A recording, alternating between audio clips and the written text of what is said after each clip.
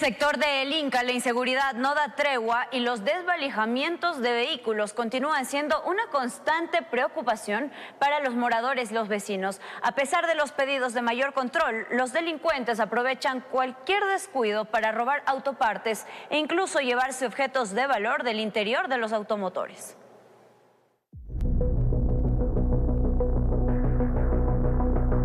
Diez y 52 de la noche en la intersección de las calles de Los Rosales y de Las Gardenias en el sector del Inca, este vehículo que estaba de visita en la zona fue desvalijado por delincuentes que actuaron con absoluta tranquilidad. Los ladrones con toda confianza se parquean, tienen todo el tiempo del mundo y van desvalijando los vehículos. La víctima jamás imaginó que su breve estadía en el sector terminaría de esta manera. Los residentes aseguran que los robos a vehículos y a viviendas son cada vez más frecuentes. El garaje estaba completo, no pudieron meterle adentro. Entonces, desgraciadamente, a veces me levanto en la noche a vigilar por las cámaras y justo a esa hora no pude hacerlo. Bueno, yo duermo así a la ventana, ¿no? Y un día se baja un señor alto de una camioneta que no tenía placas y dos señores, un señor bien gordo y otro señor bien gordo, se quedaron adentro y él vino y me hizo así durísimo la puerta y no sé por qué, y alzaba a ver. Los moradores señalan a las chatarrerías cercanas como uno de los principales focos del problema. Aseguran que en estos lugares se recibe sin mayor reparo toda clase de artículos robados. Principalmente, otra de las peticiones sería que por favor clausuren las chatarrerías, que son sitios de expendio de cosas robadas. Entonces los rateros pasan por aquí, permanente pasan cargando las cosas a vender por allá. En su intento por protegerse, varios moradores han decidido contratar seguridad privada, financiándola con sus propios recursos. Sin embargo, ellos mismos reconocen que a pesar de contar con un guardia no es suficiente. Y alarmas, cámaras, sí, se ha puesto un poquito más de cuidado. Todo el mundo está hasta guardia, bueno, el guardia está hasta las 6 nomás, pero sí, todos están muy atentos, por eso se les ha detenido un poco la inseguridad, un poquito, porque era bastante. Es por ello que hacen un llamado urgente a las autoridades para que refuercen la presencia policial y controlen las chatarrerías que, según ellos, operan sin mayores restricciones. Informó Ailis Morán. Terrible realmente, ahí tienen que entrar las autoridades. Hay varios puntos que necesita urgente cambios de leyes y urgente redistribución, porque hay tanto pillo que parece que salían debajo de la tierra. Vamos con Ailis Morán. Ella está en la autopista Rumiñahui, zona de la quebrada de Chaupiurco, ubicada en el puente número 3 y 4. Ahí está en la mitad de eso, hacia el Valle de los Chillos. Siguen trabajando en esta quebrada que arma un tráfico. No te puedo creer todo el lío que hay. Bueno, están trabajando en ese punto. Cuéntanos detalles, por favor. ¿Qué tal, Robert, amigos televidentes? Muy buenos días. Así es, estamos en la autopista General Rumiñahui a unos 200 metros antes del puente número 4, porque ustedes han de recordar que acá fue donde se desbordó la quebrada Chaupiurco. Este evento se registró el 10 de abril. Ya los informes determinaron que las intensas lluvias que se han registrado en la capital arrastraron material petro, escombros de construcción, colchones, llantas y basura. Fue esto lo que taponó el colector, pero luego se registró otra vez un evento similar. Sin embargo, no arrastró lodo, ¿no? Estamos ya con Alex Rivera, director de la prefectura de Pichincha, para que nos comente cuáles son los trabajos que ustedes están realizando acá en este sector. Bueno, como primera instancia estamos trabajando sobre un control sobre los materiales gruesos de la zona, es decir, retirando todo el lodo, todos los escombros, como usted bien manifestó, toda la basura, todo el desecho que podría ocasionar un daño en la autopista a los usuarios, ¿no? Poner en riesgo la circulación. Al momento tenemos controlado eso, hemos retirado más de 3.000 metros cúbicos de lodo, de piedras, de material grueso, de basura. Eso ya se ha retirado, por lo tanto, si llueve nuevamente, lo que derrama sobre la autopista siempre es agua. Ya no tenemos el problema de que desborde lodos. Como segunda acción, estamos ahora mismo, y ustedes van a ver a continuación, estamos trabajando en un trasvase del agua que está saliendo de la quebrada hacia una alcantarilla anterior, que está funcionando bien y que va a permitir que sequemos ya el material que está en esta acumulación, ¿no? Ahora, Alex, precisamente lo que usted menciona para entender un poquito el proceso, ustedes están tratando de sacar esta agua que está emposada porque necesitan hacer la limpieza. La alcantarilla está bastante profundo y es por ello que no pueden culminar con estos trabajos de limpieza, ¿no? Correcto, la alcantarilla está aproximadamente a 14 metros bajo la autopista. Esa alcantarilla es la que está tapada, tenemos que retirar todo el agua que está acumulada para poder encontrar la boca de la alcantarilla y hacer la limpieza. Ese es el trabajo que actualmente estamos haciendo. Ese trabajo se lo tiene que realizar toda vez que las condiciones climáticas también lo permitan. Si nosotros ya hemos trabajado mucho, pero si continúa lloviendo como tal, este acumulamiento de agua se sigue aumentando. Entonces, las condiciones climáticas esperamos que ya mejoren en esta semana y que nos permitan ya terminar los trabajos cuanto antes. ¿En qué tiempo más o menos ustedes ya tienen previsto, han establecido culminar con estos trabajos? Como le decía, si no llueve, si nosotros tenemos condiciones ideales, tenemos un aproximado de 3 a 4 semanas de trabajos. Sin embargo, esperamos que las condiciones climáticas lo permitan para tener este tiempo. Si no, se alargaría más y tendríamos que esperar prácticamente que termine toda la temporada invernal para terminar estos trabajos. Muchísimas gracias, Alex. Y es que, bueno, afortunadamente, cuando colapsó esta quebrada no se registraron daños a viviendas ni nada que lamentar. Sin embargo, ellos han cerrado por seguridad un carril acá en sentido tramo Quito-Valles para poder realizar estos trabajos. Como ustedes ven, también acá están con toda la seguridad.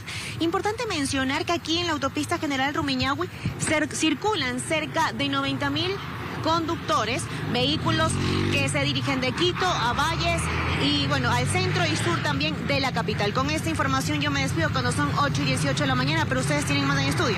Buenos días. Va a seguir lloviendo, Elis, va a seguir lloviendo y esto va a ser más largo el trabajo.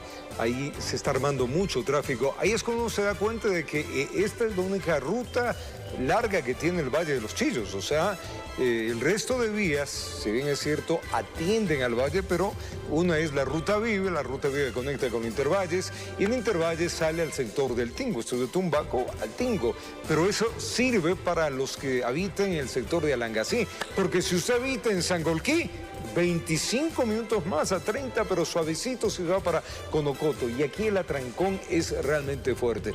Hay que tratar de ver qué medidas toman. Aparte, ojo con esto, autoridades de la prefectura. Aquí estamos viendo que están en un carril. Más adelante, cuando son las 12 del día, 1 de la tarde, este carril le mandan al carril central y le cierran el carril para que evidentemente puedan trabajar. ¿Qué sucede ahí? Que los buses que vemos que transcurren por la zona donde tienen para que puedan dejar peatones, les dejan en la mitad de la vía. O sea, y la gente tiene que correr en la mitad de la vía. Entonces no tiene un poco de lógica, vamos a tener accidentes. Entonces algo hay que hacer por lo menos en estas 3, 4, 5 semanas, que de acuerdo a lo que nos dice la autoridad va a durar. Y ya que estamos topando la autopista Rumiñahui, 2 cositas, productor. Iluminación de la autopista, señora prefecta, deficiente. ¿Desde hace cuántos años no se le cambia la infraestructura lumínica a la autopista? En las noches, en aguaceros, no se ve. Hay un problema grave de visibilidad. No se hace nada.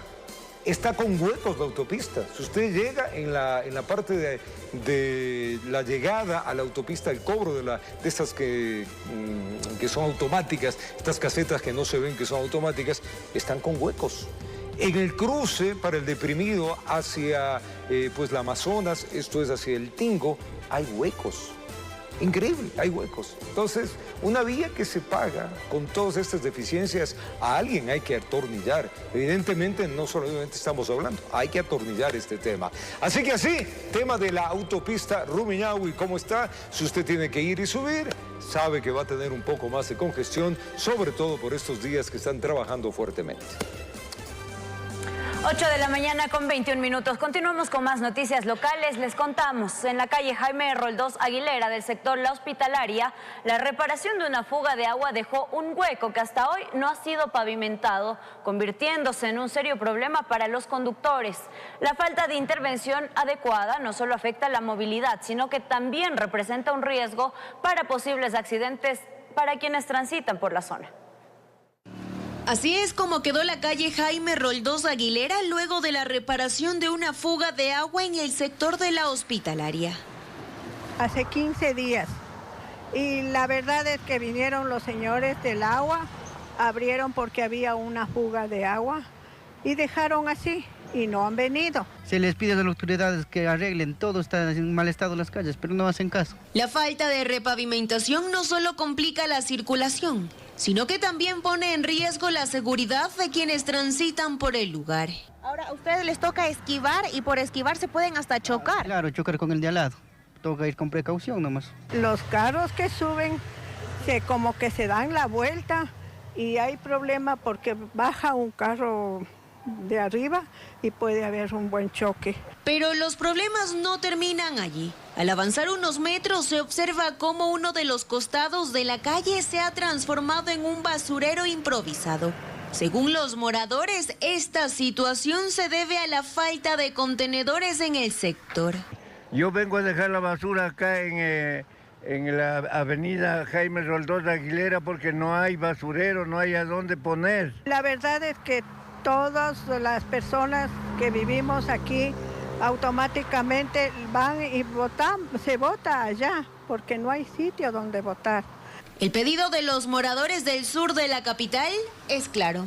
Piden soluciones urgentes antes de que los problemas se agraven aún más. Informó Ailis Morán.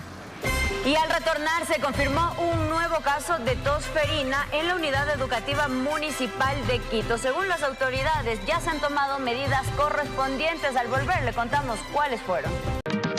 Estamos de regreso, este es TVC Noticias en la comunidad. En Quito se confirmó el primer caso de tos ferina. Se trataría de un estudiante de una unidad educativa municipal. Según las autoridades, se han tomado las medidas correspondientes para realizar el cerco epidemiológico.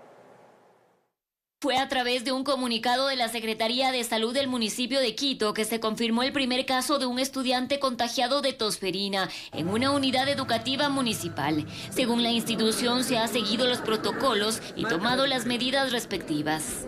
Tras la notificación de un caso confirmado de tos ferina en una unidad educativa municipal, de inmediato se activaron los protocolos de vigilancia epidemiológica y respuesta en salud, en estricta coordinación con la comunidad educativa. Ese mismo día y durante el fin de semana se ejecutaron las acciones correspondientes para el tratamiento y aislamiento de los contactos cercanos, a fin de prevenir un brote. El caso se confirmó el pasado viernes, por lo cual señalan que se realizó el tamizaje de 110 estudiantes para identificar sintomatología. Reforzaron las medidas de prevención como el uso de mascarilla, constante lavado de manos, uso de alcohol y gel antibacterial, además de la coordinación con el centro de salud para la vacunación de estudiantes con esquemas incompletos. Ante ello, el ministro de Salud, Edgar Lama, confirmó que existe un incremento de contagios de tos ferina. Sin embargo, aseguró que no se trata de un brote. No se trata de un brote, hay un incremento, tenemos 169 casos, no es nada particularmente alarmante, está siendo controlado.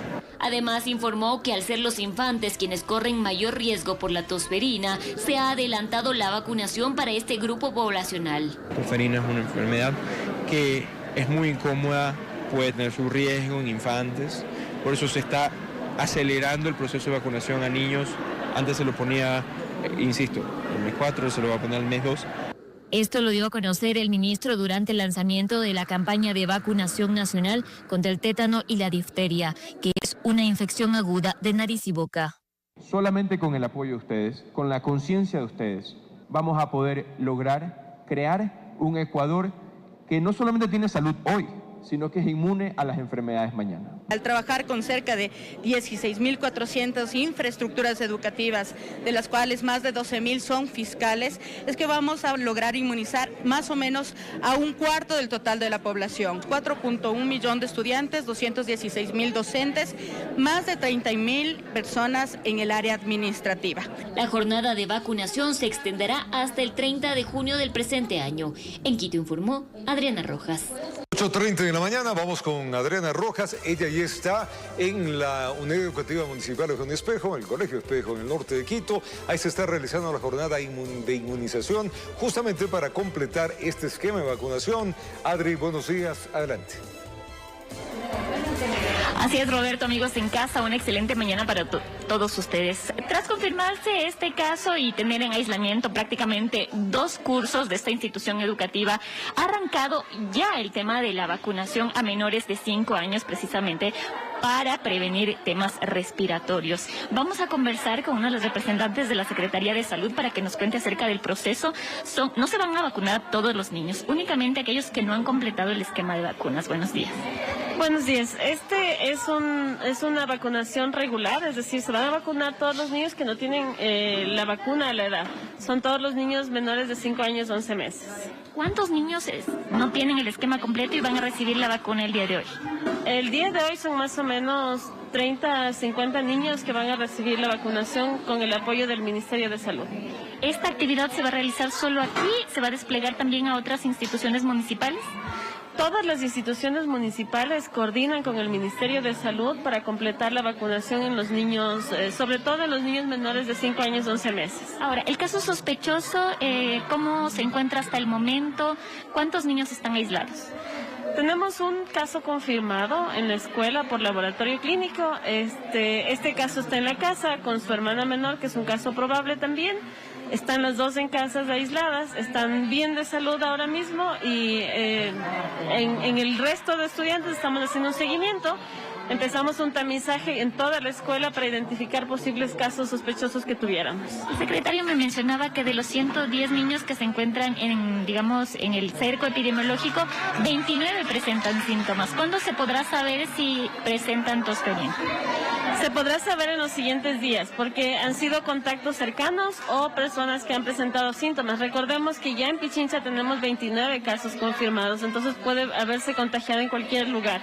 Pero lo importante de esto es completar el esquema de vacunación. ¿Qué pasa con los docentes que estaban en contacto con los menores, el confirmado y el sospechoso? Hay una docente que está en reposo por una neumonía y está en casa también. Muchísimas gracias. Como ustedes pueden observar, se está realizando a esta hora el proceso de vacunación, completar el esquema de los menores de 5 años que no tienen su esquema. Ahora, hace pocos minutos, acabaron de llegar el personal del Ministerio de Salud Pública, está haciendo el proceso, se está haciendo la vacuna, los niños están bastante tranquilos y recordar que este proceso también se lleva con el consentimiento firmado y autorizado por parte de los padres de familia, previa confirmación de que no tengan esta vacuna dentro de su carnet. Los niños llegan con su carnet y también con la autorización por parte de los padres de familia. Esa es la información desde aquí, desde el norte de la capital, Robert, cuando son 8 de la mañana con 33 minutos. Qué bueno, Adri, gracias por contarnos. El Ministerio de Salud está acudiendo a los colegios y obviamente esto le hace bien para evitar esta ola de tosferina, que también es conocida como una tos convulsiva. Ojo, es una enfermedad, amigos, infecciosa, muy contagiosa y tiene síntomas similares al resfrío. Vamos a ver qué dicen los especialistas de los síntomas, las formas de contagio y también, claro, las medidas de prevención. Una de ellas es la que estábamos viendo acá. Miremos. Luego de confirmarse el primer caso de tos ferina en la capital, se hace necesario conocer de dónde proviene esta enfermedad, cuáles son sus síntomas y las medidas para evitar posibles contagios.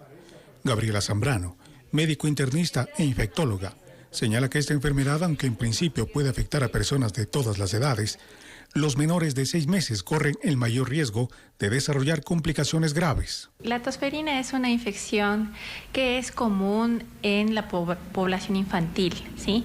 Pero los adultos jóvenes también son vulnerables. Se da por una bacteria que se llama Bordetella pertussis y tenemos 3 fases. Una fase que es de incubación, que puede ser entre 7 a 10 días.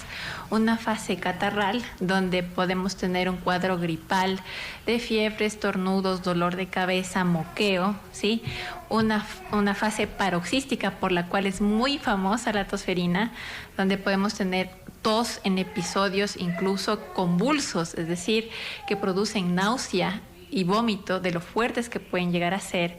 Y posteriormente tenemos una fase de recuperación, donde persiste la tos unas cuantas semanas. El diagnóstico temprano de la tosferina permite iniciar un tratamiento antibiótico que puede reducir la severidad de la enfermedad y evitar el contagio. Se contagia a través del aire. Si yo toso, ¿no es cierto?, las partículas que emito al toser van a ser respiradas en el ambiente por las personas que estén cerca de esa persona. Y es por eso que se transmite muy fácilmente en las escuelas, en los colegios, donde ha sido reportado.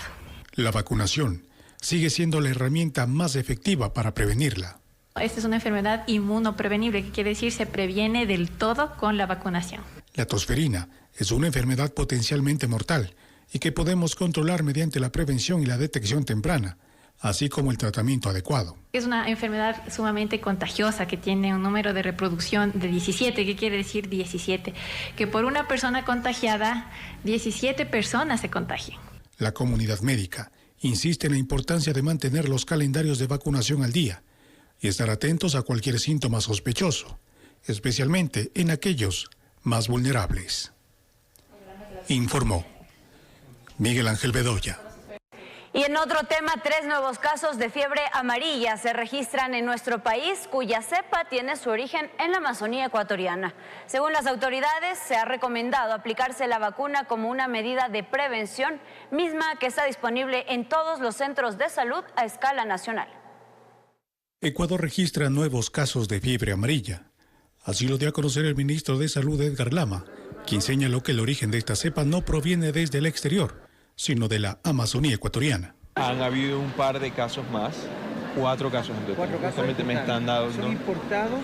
No, hasta donde se ha sabido es una variedad de la fiebre amarilla, porque ya se ha hecho con el Instituto Nacional de Investigación, el INSPI, se ha hecho análisis genéticos de la enfermedad y es de, digamos, la cepa propia de la Amazonía ecuatoriana.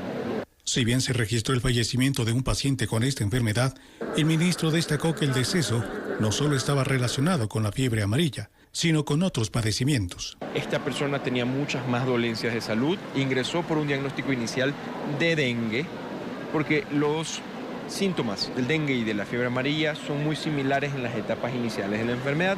Sin embargo, nos mantenemos vigilantes como ministerio. Se hizo el análisis epidemiológico y se verificó que sí, esta persona sufría de fiebre amarilla en ese preciso momento. El Ministerio de Salud continúa monitoreando a familiares y personas que estuvieron en contacto con el fallecido. Se ha hecho el cerco epidemiológico a todos sus familiares, todo su círculo de trabajo, todas las personas con las que ha tenido contacto, y al parecer ninguna presenta síntomas. Se les ha hecho el análisis de la enfermedad y ha dado negativo. No hay ninguna razón para creer que estamos ante un brote. De allí que la recomendación es la necesidad de aplicarse la vacuna. Recomiendo a todas las personas vacunarse contra la fiebre amarilla, porque es una sola vacuna. Una sola vacuna los dota de inmunidad para toda la vida. Por favor, háganla. Está disponible en los centros. Es gratuito. Si no encuentra vacuna en algún centro, que es algo que puede pasar porque la gente está yendo a vacunarse, avisen al ministerio, comuniquen para hacer la gestión. Igual nosotros estamos permanentemente vigilando las existencias y el abastecimiento de vacunas en los distintos centros de salud. Es gratuito, los invito a hacerlo. Los casos de fiebre amarilla en el país han sido esporádicos. Registros oficiales señalan que en el año 2000 se detectaron 2 casos, en 2012 1, en 2017 fueron 3 y el último se reportó en el 2024. Informó Miguel Ángel Bedoya.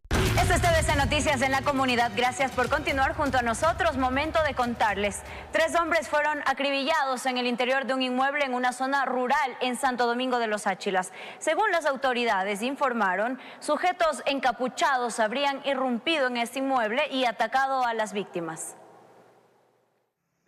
Lo que inició como una reunión familiar terminó envuelta en sangre y llanto en un ataque armado en el interior de una vivienda en la vía Santo Domingo-Quevedo, cerca del kilómetro 9 en una zona rural de la provincia Sáchila. En este domicilio, ubicado en el kilómetro 9 de la vía Quevedo, existían 3 personas fallecidas, ¿no?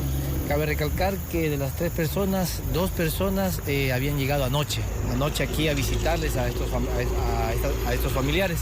Según los familiares, los 3 hombres que habían sido victimados habrían llegado un día anterior desde el cantón Buena Fe de la provincia de Los Ríos.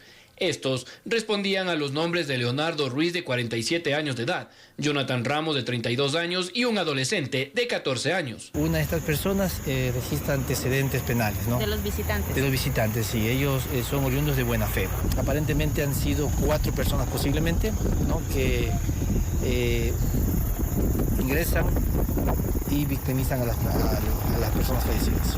Desde la institución del orden señalaron que el hecho se trataría de un presunto sicariato, puesto que los 4 encapuchados habrían direccionado su arremetida contra los occisos. Habían estado en una parrillada familiar, conversando en la sala, y en ese momento llegan estas personas y ingresan al domicilio.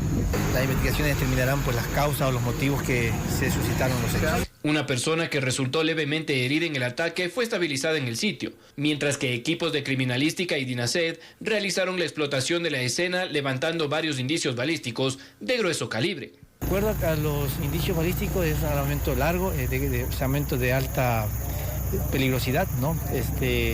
Estamos ahorita verificando, recién nuestro personal pues fue al centro forense para sacar mayor información. Tras el hecho, los maleantes habrían huido del lugar en un vehículo con rumbo desconocido, por lo que los agentes policiales recolectan indicios de cámaras de seguridad aledañas para identificar a los atacantes. Informó Mauricio Sánchez.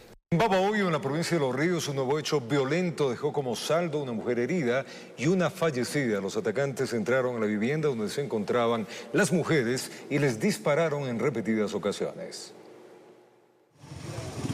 Como Isabel María Pareja fue identificado el cuerpo de la mujer que quedó sin vida sobre la silla donde descansaba adentro de esta vivienda, ubicada en la parroquia Barreiro de Babahoyo, provincia de Los Ríos. Según versiones, 2 sujetos habían llegado en una motocicleta y procedido a ingresar directamente a cometer este fatal hecho de sangre que se da acá en el sector de Barreiro. El crimen ocurrió durante la tarde de este lunes y el objetivo de los sicarios era terminar con la vida de las 2 mujeres que se encontraban en la casa. Pero una de ellas quedó con vida y tras el atentado fue trasladada en una motocicleta hasta un hospital donde recibe atención médica. Parece que estaban conversando, eran familiares y lastimosamente fueron sorprendidas. Parece que es una muerte selectiva ya direccionada hacia estas personas. Al parecer se presume que son familia de algunas personas que tienen nexos con algún grupo armado organizado. Finalmente, las unidades de criminalística y DINASED llegaron al lugar de los hechos para levantar el cuerpo y trasladarlo a la morgue de Babahoyo, mientras que activaron el código plata en el hospital para garantizar la seguridad de la otra víctima y el personal médico, informó Martín Soto. Más noticias. En el límite entre Imbabura y Carchi, en el río Mira, se divisó el cuerpo sin vida de un ciudadano ecuatoriano aparentemente menor de edad. La víctima tenía 6 orificios de impacto de arma de fuego. Al parecer fue lanzado al afluente luego de ser victimado. Con él, 6 serían las muertes violentas en la provincia del Carchi.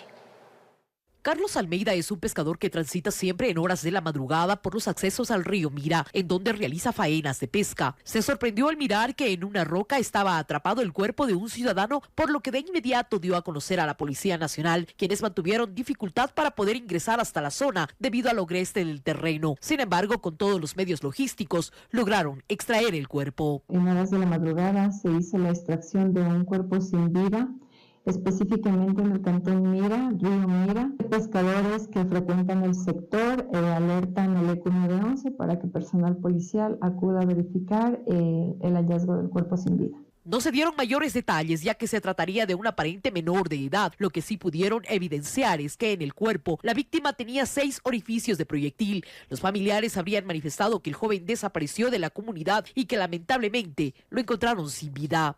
Posterior a la inspección se identificó 6 disparos en el cuerpo producidos por un arma de fuego. Es un menor de edad, ya que en base a las diligencias investigativas que se realizó en los sectores, se identificó que es oriundo de San Juan de Lachas. De acuerdo a las primeras investigaciones, existe la hipótesis de que el joven no fue ultimado en el sitio. Él habría sido muerto en el sector conocido como La Chorrera, para luego arrojarlo al río. No presenta signos de descomposición aún, por lo que presumen que tiene apenas horas de haber sido asesinado. Con este cuerpo hallado, serían 6 las muertes violentas en la provincia del Carchi en lo que va del año. Los familiares acudieron a la autoridad competente para identificar el cuerpo sin vida. Estamos realizando la investigación no solamente en nuestra provincia, sino también en coordinación con DINASED de la provincia de Imbabura y Esmeralda. Con cámaras de José Cedeño desde Tulcán, informó Miriam Enríquez. Puedo contarles que detuvieron a 22 personas y decomisaron 71 bultos con sustancias catalogadas sujetas a fiscalización. Esto se lo hizo en un operativo ejecutado por el Bloque de Seguridad y la Policía Nacional en un buque atunero allá en Galápagos. En una exitosa operación de control y vigilancia marítima, el bloque de seguridad conformado por las Fuerzas Armadas del Ecuador y la Policía Nacional se logró la aprehensión de 22 personas y la incautación de 71 bultos de presuntas sustancias catalogadas sujetas a fiscalización. Durante el desarrollo de operaciones de control y vigilancia marítima desarrolladas el día sábado aproximadamente a las 8 de la noche en la zona económica exclusiva insular a 175 millas al noreste de la isla San Cristóbal, realizó un procedimiento de control a un buque pesquero atunero, logrando determinar que dentro del cual se encontraban 71 bultos de sustancias catalogadas a fiscalización. La intervención contó con el apoyo de un avión naval y una lancha de guardacostas. Se enmarcan las acciones permanentes para combatir la pesca ilegal, no declarada y no reglamentada, y otras actividades ilícitas en el mar. La embarcación intervenida había zarpado el puerto de Manta el pasado 24 de abril con una tripulación registrada de 20 ecuatorianos y un venezolano. Sin embargo, durante la inspección realizada por las autoridades, se detectó a un ciudadano mexicano oculto en una de las bodegas de la nave, quien no figuraba en la lista de tripulantes autorizados. Los 71 bultos fueron encontrados en una de las cubas de pesca del buque. La tripulación, junto con el cargamento incautado, fue trasladado esta mañana a las instalaciones de la base naval de San Cristóbal, donde fueron puestos a disposición de las autoridades judiciales competentes. 5 policías fueron detenidos por el delito de secuestro extorsivo. Los informados habrían simulado un operativo policial incautando el vehículo de la víctima y exigiendo el pago de $4.000 para su liberación y la devolución del automóvil. Increíble. Veamos. Según el denunciante, los uniformados simularon un operativo de control en las calles Ayacucho y Pedro Pablo Gómez, centro de Guayaquil. Luego de abordarlo, uno de ellos le habría alegado irregularidades con su documentación, por lo que le pidieron que los acompañe a la policía judicial. A los dormitorios de la PJ. Entonces ahí ellos me llevaron al fondo a maltratarnos físicamente y verbalmente. Según explica, le exigieron $4.000 a cambio de su liberación y la devolución de su vehículo. Al enterarse que la esposa del ciudadano dio a conocer de este hecho a la fiscalía, los agentes le habrían amenazado con acusarlo de un delito y plantarle evidencias. O sea, me sacaron una pistola y droga para poner en el parte como evidencia que habían encontrado en el carro, cosa que no era real. Los policías fueron arrestados cuando estaban en formación. Avanzamos hasta los patios de la PJ a identificar a los policías involucrados en este hecho para que haga para que se haga justicia. En la audiencia de flagrancia, el fiscal indicó que entre sus elementos de convicción, es decir, las evidencias, tenía videos de cámaras de seguridad y documentación de otros presuntos afectados. No se logró hacer la transferencia de los valores, pero se cuenta con la información como las conversaciones de los WhatsApp del teléfono de la víctima hacia con uno de los policías. Se han allanado domicilios de uno de los miembros policiales. El juez de garantías penales dictó prisión preventiva para 3 de los acusados y prohibición de salida del país y presentación periódica ante el fiscal a los otros 2 agentes del orden que alegaron estar enfermos. Informó Maite Morán. Más noticias, 4 hombres fueron escopolaminados por 2 mujeres extranjeras, quienes se aprovecharon para robarles dinero y pertenencias de su negocio. Este suceso se registró en horas de la madrugada en el centro de Guayaquil.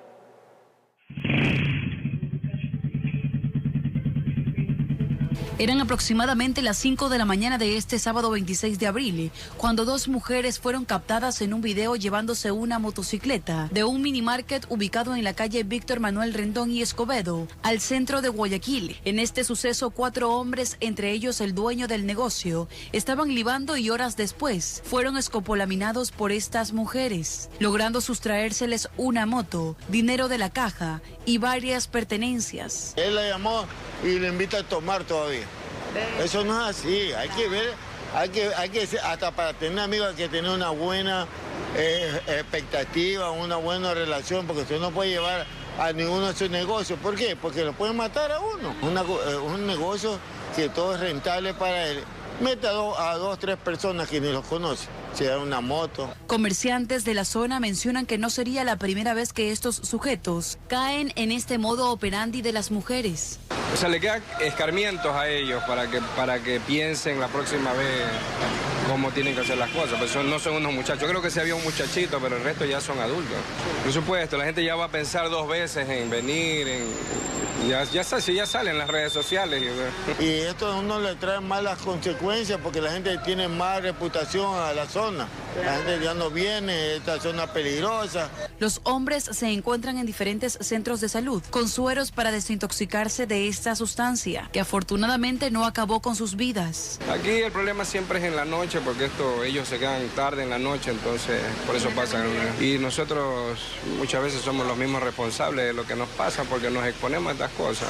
Porque al fin de cuentas, si estuvieran solos ellos y no hubieran permitido personas ajenas, no hubiera pasado, pero lamentablemente permitieron que otras personas ingresen y pasó lo que tuvo que pasar. Informó Amy Moreno. Un abrazo, gracias por acompañarnos y contarles que como parte de su gira diplomática, el presidente Daniel Noboa se reunió con el rey Felipe VI en el Palacio de la Zarzuela, donde abordaron temas como el fortalecimiento de las inversiones españolas en Ecuador y otros temas clave para consolidar la agenda bilateral en este nuevo periodo presidencial. ¿Qué dijeron? Le contamos.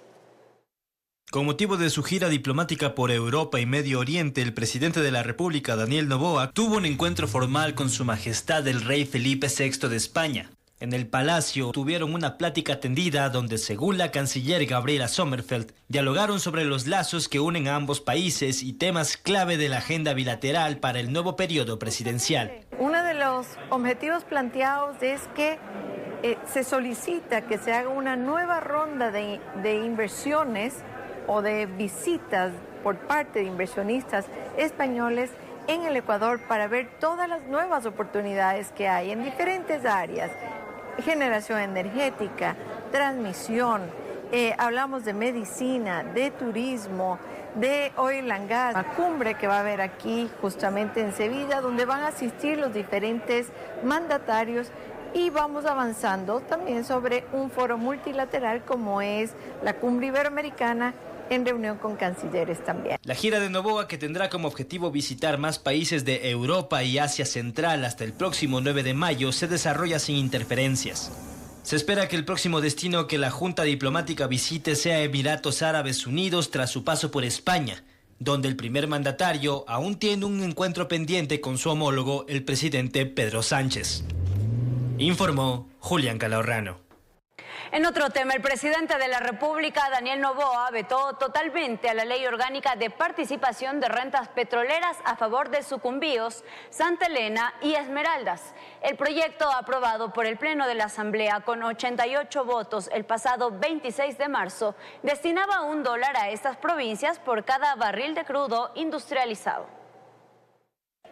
El Ejecutivo vetó totalmente la 17ª ley en el actual periodo legislativo. Se trata de la Ley Orgánica de Participación de Rentas Petroleras en favor de Sucumbíos, Santa Elena y Esmeraldas.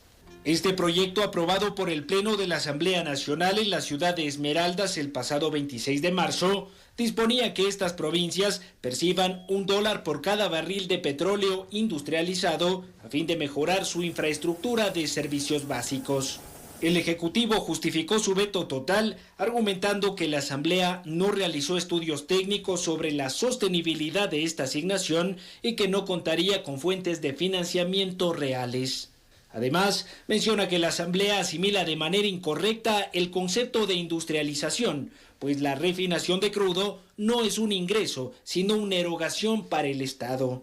Si se destina $1 por cada barril refinado, actualmente se debería desembolsar $53 millones que afectarían al presupuesto general del Estado. Las bancadas de oposición cuestionaron el veto total y mencionaron que las provincias petroleras quedan desprotegidas sin esta ley. Entonces, ¿por qué no le pueden entregar un poco más de $50 millones a 3 provincias del país que tienen en sus territorios refinerías que además reciben contaminación? Que luego de un año podrá volverse a tratar esta ley que hoy ha sido vetada y que espero que puedan tener nuevamente esa actitud patriótica para con estas provincias y sacarla adelante.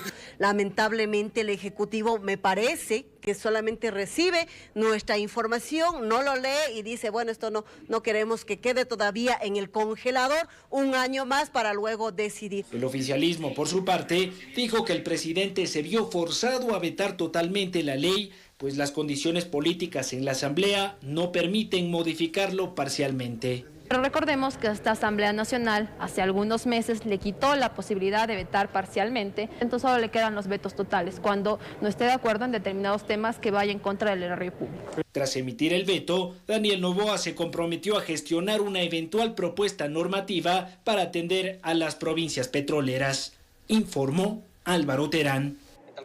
Continuamos con más información. El Pleno de la Asamblea Nacional discutió en primer debate la reforma a los artículos 110 y 115 de la Constitución, con la que se busca eliminar la obligación del Estado de asignar recursos del presupuesto general a los partidos políticos para financiar su funcionamiento y la campaña electoral. 5 meses después de que el presidente de la República presentó la reforma constitucional que busca eliminar la obligación del Estado de financiar el funcionamiento y la campaña de los partidos políticos, la Asamblea Nacional discutió en primer debate las observaciones recabadas por la comisión ocasional que procesa dicho proyecto. Los miembros de esta comisión aseguraron que en el informe de primer debate se presentaron múltiples lecturas de diferentes sectores sociales que evalúan las repercusiones de esta medida. El que quiere ser candidato pues debería tener igual cómo sustentar su campaña electoral y demás y no estar buscando los réditos del Estado. Resulta que puede ser mucho mejor legislador que cualquiera de los aquí presentes, un dirigente barrial, un dirigente deportivo, un dirigente de transporte y que no tiene los recursos. Y allí debe estar el Estado. Las organizaciones políticas también le quedan debiendo a los ecuatorianos. También se supone que reciben fondos para capacitar, según el Código de la Democracia, y resulta que los candidatos son cualquiera menos de los de sus filas. El informe también recaba los cuestionamientos a la reforma, mismos que hablan de un posible financiamiento irregular de los partidos ante el retiro de los recursos estatales. Nuestro país, hoy por hoy, vive los peores momentos en que es el crimen organizado. Y sería terrible, pues, que aquí vengan de parte de los fondos oscuros a financiar esas campañas. La comisión recoge las recomendaciones de la Unidad de Análisis Financiero, que entre otras cosas solicita el fortalecimiento de los mecanismos de control y transparencia sobre el financiamiento de las organizaciones políticas. pero eso también debe existir una trazabilidad del dinero y eso debe encargarse la unidad de análisis financiero económico posterior a las reformas que se hagan dentro de la Constitución. Ante la eventual eliminación del financiamiento público de los partidos, varios legisladores ya evalúan los sectores sociales que podrían recibir y beneficiarse de estos recursos. Ellos han manifestado que el interés es de incorporar ese financiamiento a rubros como educación, salud. Bueno, las necesidades del país son vastas, ¿no? Desde el 2008 el Estado ha destinado alrededor de 200 millones de dólares al financiamiento de partidos. 40 millones corresponden al Fondo Partidario Permanente y 160 al Fondo de Promoción Electoral. La Comisión Ocasional puso en marcha un análisis sobre el uso de estos recursos, informó Álvaro Terán. Por unanimidad, la Asamblea Nacional aprobó las reformas al Código Orgánico de la Economía Social, mismo que regula las facilidades de pago de créditos educativos, becas y asistencias financieras. La normativa permitirá que los estudiantes que tengan obligaciones con la CENESID o con entidades financieras públicas y privadas accedan a nuevos mecanismos de refinanciamiento, cuotas accesibles y plazos de pago extendidos hasta 240 meses. Desde la Comisión de Educación indicaron que estas reformas no solo brindan un alivio financiero a los estudiantes universitarios, sino también a sus garantes, promoviendo a la vez el cumplimiento de las obligaciones financieras. 9 de la mañana con 7 minutos, organismos internacionales hablan de un crecimiento económico para nuestro país que podría ir entre el 1.7% y 1.9%. A diferencia de la contracción que vivió el país en el 2024, el panorama habría cambiado tras el triunfo de Daniel Noboa. Una recuperación favorable económica para Ecuador en el 2025 es lo que augura el Fondo Monetario Internacional FMI y Banco Mundial. Se establece que el Producto Interno Bruto puede crecer entre el 1.7% y 1.9%. Esto luego de una contracción del 2% en el 2024. Primero tuvimos que esperar a que se celebrara la elección. Estamos conversando con las autoridades en estos días, esta semana, en varias reuniones se ha avanzado estos debates, pero aún no les podemos dar una fecha sobre próximos pasos. Estamos trabajando en eso.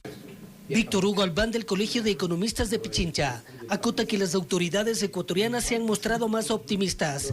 Hablan de un posible incremento de hasta el 2.8%. Inicialmente se preveía un decrecimiento del 2.5% negativo. Es decir, iba a bajar. Iba a bajar, no, pero cambió radicalmente a partir del triunfo del señor Noboa. Él, digamos, está dedicado a trabajar arduamente, sobre todo en implementar captura de capitales. Este rato está fuera del país, tratando de traer capitales, inversión al Ecuador. Eso dio la vuelta al Fondo Monetario y ahora prevé un crecimiento positivo del 1.7%. Lo que sin duda le abre las puertas al gobierno nacional. ¿Una buena economía de alguna forma es una carta de presentación para adquirir nuevos préstamos internacionales? Sí, una buena economía y sobre todo la confianza en quien está administrando el país. Eso es muy importante, ¿no? Porque no solamente se abren los organismos internacionales, sino que vienen capitales frescos al Ecuador para inversión. Sin dejar de mencionar la voluntad del régimen de cumplir con compromisos adquiridos. Si ya empieza a haber, digamos, soluciones y hay credibilidad en el gobierno, el riesgo país va a bajar, porque mucho le vinculan el riesgo país a la inversión, y no es así, pues el riesgo país es la capacidad que tiene el país, digamos, las ganas que tiene el país de honrar las deudas. Entonces el señor Noboa ha manifestado que él va a honrar las deudas. Recuperación económica que permitirá atender necesidades básicas, informó Héctor Romero. Y en sesión virtual, el Pleno del Consejo Nacional Electoral, con 4 votos a favor y una abstención, resolvió negar la objeción presentada por el procurador de la Alianza RC Reto, Francisco Estarellas, con relación a los resultados de la segunda vuelta de las elecciones del pasado 13 de abril. La decisión se basó en que la mayoría de las actas fueron revisadas en audiencia pública de escrutinios y tras ser validadas no se encontraron inconsistencias. Por ello no se justifica la verificación de sufragios ni tampoco la declaratoria de la nulidad de estas elecciones. De las 1.021 actas válidas durante la Audiencia Pública Nacional de Escrutinio, se ha determinado la existencia de una acta con falta de firmas conjuntas, presidente y secretario de la Junta Receptora del Voto, y 2 actas con diferencias entre acta de conocimiento público y el acta subido al sistema del CNE. Sin embargo, en aplicación de los principios de determinancia y conservación del acta en materia electoral, no se justifica la apertura de las urnas y verificación de los sufragios de dichas actas, es decir, de las 3 actas mencionadas, por cuanto no afecta a los resultados finales de la dignidad de binomio presidencial. Además, no se ha aprobado que se configure alguna causal para declarar la nulidad de los escrutinios.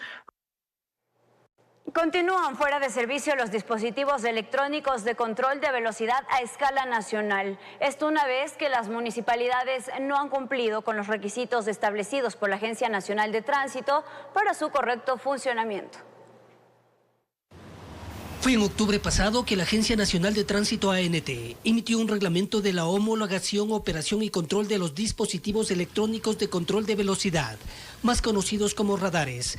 Esto por varias anomalías que habrían detectado, especialmente en la calibración de los mismos. Al no estar calibrado, la precisión en la medición tenía un error muy alto. Entonces había casos de que tenía errores para que sea dinámico, errores de 20 kilómetros por hora. Entonces si uno está yendo en una vía de 90 y digamos que está yendo a 70, subía a 71 y ya me saltaba la infracción porque tenía un margen de más o menos 20.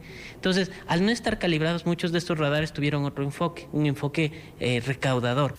De entrada, eran las propias empresas privadas encargadas de esos dispositivos contratadas por los municipios, quienes aparentemente se encargaban de la calibración. Todos los radares deben pasar por una calibración anual. ¿Y qué es lo que pasaba? Había radares que no se habían calibrado en años, o este tema de que se autocertificaban diciendo mi radar sí está calibrado, pero eran juez y parte. El reglamento dio plazo a los gobiernos autónomos descentralizados para ponerse al día con la calibración hasta el 25 de marzo pasado, pero no han dado respuesta alguna. Los administradores de los radares tienen que hacer la calibración de cada radar con los laboratorios acreditados. Ellos emiten un certificado y ese certificado lo presentan ante la ANT. La normativa dice que si no presentan estos requisitos, los radares se generan una inhabilitación, que es lo que se ha hecho en estos últimos meses. Como Agencia Nacional de Tránsito nos ha tocado poner sellos de inhabilitación de ciertos radares porque no cumplen con la normativa y no se ha presentado tampoco ningún requisito, no ha habido ningún pronunciamiento incluso por los GATS o los administradores de los radares. En algunos casos, como en Durán, no faltó la viveza criolla. Muchos de ellos fueron retirados, rotos, les hicieron un hueco en donde apunta la cámara para poder seguir con el tema de la recaudación. A nivel de agencia lo que estamos haciendo es inhabilitando a través del sistema para que estos radares ya no reflejen más multas. ¿Y esas multas que estaban cobrando? Se les ha pedido que den de baja todas esas infracciones. Toma en cuenta que mientras se hagan de los oídos sordos a nivel nacional, los radares al 100% están fuera de servicio. Se genera una tolerancia o un error máximo para que la medición sea lo más preciso. ¿Qué es lo que se ha determinado aquí? Un más o menos 3 kilómetros por hora en radares fijos y un más o menos 5 kilómetros por hora en radares Informó Héctor Romero. Cambiamos el ámbito de la información. Wilman Terán y Anabel Torres son procesados dentro del denominado caso Pantalla, donde la Fiscalía General del Estado investiga el delito de asociación ilícita debido a presunta influencia en el concurso de jueces de la Corte Nacional de Justicia que se había realizado en el 2023. El expresidente de la Judicatura ya fue sentenciado en 2 causas anteriores. El expresidente del Consejo de la Judicatura, Wilman Terán, enfrenta una nueva audiencia preparatoria de juicio en su contra. En esta ocasión por el denominado caso Pantalla, en el que la Fiscalía General del Estado investiga el delito de asociación ilícita por la presunta participación de los procesados en actos de corrupción relacionados con el concurso para jueces de la Corte Nacional de Justicia del año 2023. En esta diligencia participó la fiscal Diana Salazar de manera telemática. En la causa, 3 personas ya fueron sentenciadas mediante procedimiento abreviado. Actualmente Wilman Terán y la ex jueza de Santo Domingo de los Áchilas, Anabel de Jesús Torres, son los únicos procesados en este caso, en el que son acusados de ejercer influencias en funcionarios del Consejo de la Judicatura, con la finalidad de obtener información privilegiada para beneficiar a determinados concursantes en varias fases del concurso de jueces. A través de los testimonios de ex colaboradores del propio expresidente de la Judicatura, se logró determinar que Terán designaba a sus aliados para cargos estratégicos, lo que le permitía mantener el control sobre decisiones claves. El juez Edison Cantos, quien preside la audiencia, dio paso a la defensa de Terán, la misma que cuestionó un informe de investigación policial, rechazando la falta de idoneidad a la cadena de custodia en los allanamientos realizados en esta causa. Luego de escuchar los argumentos del procesado Wilman Terán sobre posibles vicios de nulidad, la audiencia fue suspendida y su reinstalación fue convocada para este martes 29 de abril a las 8:30. Informó Miguel Ángel Bedoya.